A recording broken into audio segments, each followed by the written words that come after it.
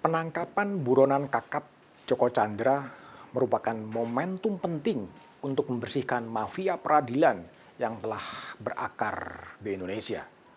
Sudah lama mafia peradilan berakar, bahkan pada era Orde Baru dibentuk operasi tertib yang dipimpin oleh Laksamana Sudomo untuk membersihkan praktek mafia peradilan.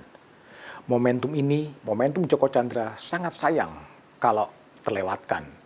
Namun butuh dukungan politik dan ketegasan dalam mengungkap mafia peradilan. Kepemimpinan Presiden Jokowi memang sangat dibutuhkan untuk mengungkap itu. Ketika mafia peradilan sering didiskusikan, dalam kasus Joko Chandra situasinya menjadi terang benderang.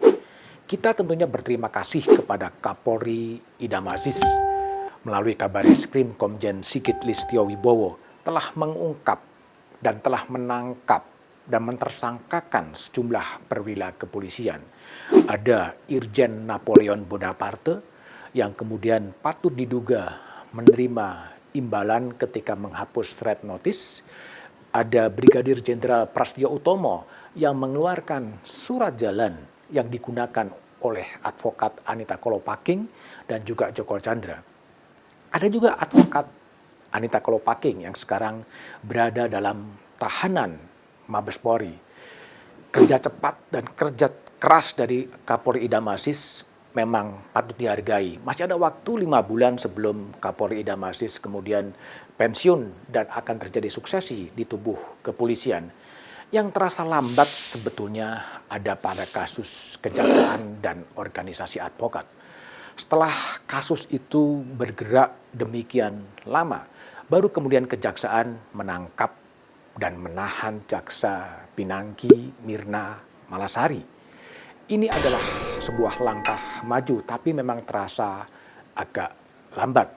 Awalnya jaksa Pinangki hanya disebutkan bahwa dia melakukan tindakan indisipliner karena sering keluar negeri tanpa ada izin. Belakangan memang jaksa Pinangki lebih terungkap kasus-kasus yang melingkupinya. Ia diduga menerima uang yang cukup besar, sekitar 7 miliar berkaitan untuk mengatur perkara Joko Chandra. Tapi pertanyaan yang menarik adalah apakah jaksa Pinangki ini betul-betul bekerja seorang diri atau ada atasan-atasan lain yang sebetulnya terlibat. Disitulah sebetulnya tantangan yang dihadapi oleh Kejaksaan Agung. Patut diduga bahwa jaksa Pinangki ini tidak bekerja sendirian. Ada pihak-pihak yang terlibat. Dan inilah sebenarnya tantangan yang harus kemudian diselesaikan. Pertanyaannya adalah, apakah kemudian kasus ini akan sepenuhnya diserahkan kepada kepolisian, akan diserahkan kepada kejaksaan, akan diserahkan kepada organisasi advokat, atau akan dibentuk tim terpadu yang kemudian bisa mensupervisi semua penanganan perkara, atau melibatkan Komisi Pemberantasan Korupsi jika memang ada dugaan tindak pidana korupsi di situ. Praktek mafia yang ada dalam kasus Joko Chandra relatif lengkap. Ada kepolisian, ada advokat Anita Kolopaking, ada juga jaksa, dan ada pengusaha Tommy Sumardi. Ini adalah sesuatu yang terang benderang. Permasalahannya adalah apakah Presiden Jokowi mau? Dan saya yakin Presiden Jokowi punya modal sosial untuk itu, tidak punya beban untuk menyelesaikan mafia peradilan. Problemnya adalah pada kemauan, pada ketegasan, dan pada ketulusan hati.